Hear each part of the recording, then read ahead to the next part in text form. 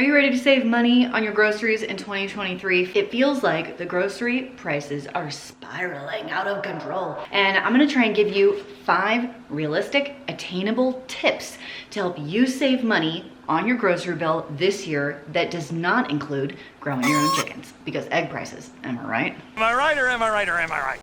If we have not met before, my name is Christine. This is my channel, Frugal Fit Mom, and I have one skill, and my one skill is feeding my family on a budget. In all of 2022, I tracked my groceries for the entire year and averaged out feeding my family of 6 for $390 a month. And I felt like we had plenty. I felt like we had surplus.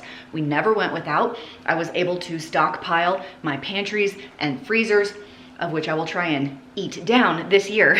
Finally, I'll do it. And so I want to share with you my tips. Now, some of these might seem very simple and like, yeah, I've heard it all before. But sometimes we just need a reminder of what we already know. So today, we're going to use the KISS method. Keep it simple, stupid. Nothing complicated here, and let's kick it off with the number one tip I would give someone who is looking to settle down their grocery budget, and that is to meal plan. I know you don't want to. I know, I get it, I totally get it, but it can be very, very easy. I'm gonna show you how. I have this extremely simple list. Weekly meal plan here, shopping list here. And remember, we're keeping it simple as we meal plan, okay? So you don't need a 5-course meal.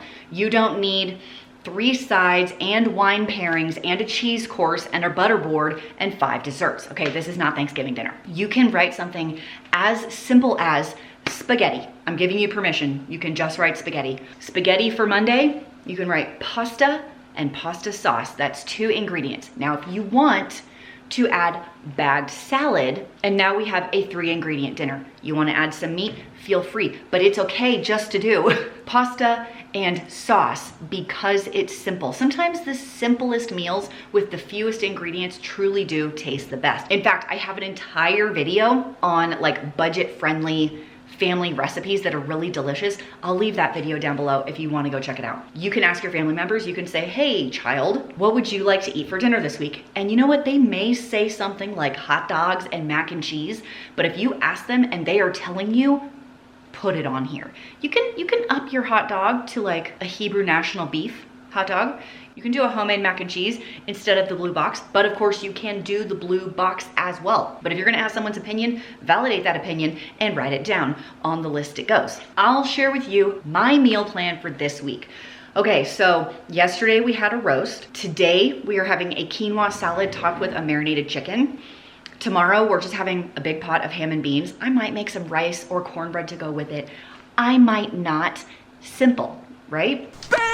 The next day I'm making this like eggplant and sausage pasta dish, all of which I already have. I have sausage in my freezer. I have pasta in my pantry, easy. Saturday is leftovers. I always put in 1 to 2 leftover days per week. Number 1, so food doesn't go bad. Number 2, I always make too much. Like I always have leftovers.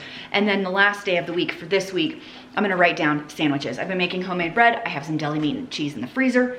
Easy, like who doesn't love a BLT for dinner? All of my kids love that. If you go in with a plan and execute the plan, you will be amazed at how much money you will save. Number 2 is to set a budget and stick to it. It's one thing to set a budget and just like say a number out into the universe, but not ever follow it. If you're giving yourself a dollar amount, stick to that dollar amount. You'll be way less likely to take some luxuries like the camembert cheese, like the lobster that you see in the tank, like the Ben & Jerry's ice creams.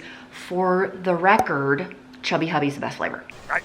You will tend to stick to your list, stick to your meal plan when you have a self-imposed budget that you're actually trying to model after. If we're not creating a budget and sticking to it, what are we even doing at all? Sometimes when I was on a very tight budget and I had chicken on my meal plan, I would have to cut back the amount of chicken from 1 pound to a half a pound and do filler items instead. Maybe ground beef is $6 a pound, but the country pork ribs are $1.49 a pound. Maybe we'll do a protein switch, which you would not do if you were not trying to stick to a budget. And of course, If you are watching the numbers with your calculator in the store, I guarantee you are going to avoid the candy, cookie, chip, and soda pop aisle. Do you call it soda or pop or Coke like my friends from the South? In Texas, it's all a Coke. Would you like a Coke? I have Sprite and Dr. Pepper and Sunkist. Number 3, shop the sales. You have to shop the sales. And I'm not talking about a place like Walmart. Aldi has sales sometimes. I'm not even talking about Costco very much because I don't see their produce and dairy go on sale that often. It's usually prepackaged food. I'm talking about your more expensive grocery stores will run weekly ads. Those are the ones that you want. And you want to open the ad. You can do it on your computer. You can do it on your app on your phone and find the sales. I'll tell you a few things I picked up yesterday on mega sale. My local grocery store had eggplant for 69 cents each. They had bell peppers for 69 cents each and cucumbers for 69 cents each. Sometimes I can get cucumbers for a little cheaper if I drive really far away, but I didn't feel like doing that. But those 3 vegetable items, 69 cents each. Eggplant, you don't see that price on eggplant basically ever. I specifically put that on my shopping list, planned a meal around the eggplant, and definitely picked it up for only a few dollars. So yeah, I walked into the grocery store, I bought those 3 items, I paid my $7 and walked out. And then I drove 1 mile down the road to the other grocery store, which had these deals. Avocado for 50 cents each in my area, that does not happen. Do you know how far away I live from where avocados are grown and they have to be shipped all the way to Idaho? Avocados are always expensive where I am. So when I saw 50 cents each, I pounced right on that deal. And then cheese was $1.69 for 8 ounces, either shredded, blocks, or sliced. That price, again, is an amazing sale. And hey, I was out of cheese. And then that makes a very unhappy spouse. I bought my avocados and I bought my cheese and I paid my $9 and I walked out. So I spent under $20 for this huge pile of produce and cheese.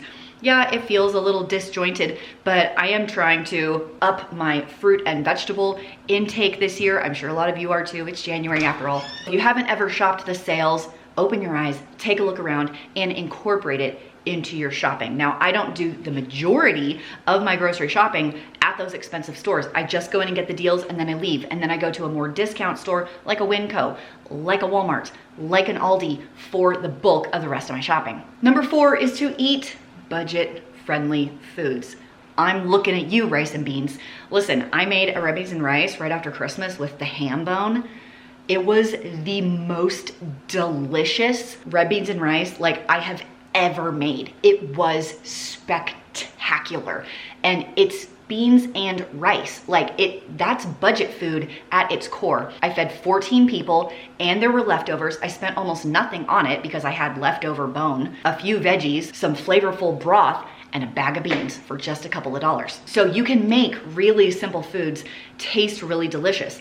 We can do cheaper cuts of meat and learn to cook them the right way. If you've never done country style pork ribs, oh my gosh, it's one of my favorite cuts. Any kind of tough roast done in a crock pot with enough flavorings can blow your mind because it's so delicious. And I love to serve roast or country style pork ribs over mashed potatoes or rice or pasta, all inexpensive foods. So on some level, you're just gonna have to understand that you're not gonna be eating a surf and turf at every meal. Here's something I learned in the last few days. As I'm cleaning out my pantry and stuff, I started making my own homemade bread again. Homemade bread is bomb. It beats all of the store-bought bread. It's so delicious. My family is so happy. I made this delicious roast. I'm cutting up all these vegetables, even rice, which I guess could be argued as like a processed food, because every part of the meal was homemade because I had ingredients that I turned into a meal instead of sticking with like a processed bag in your freezer. We just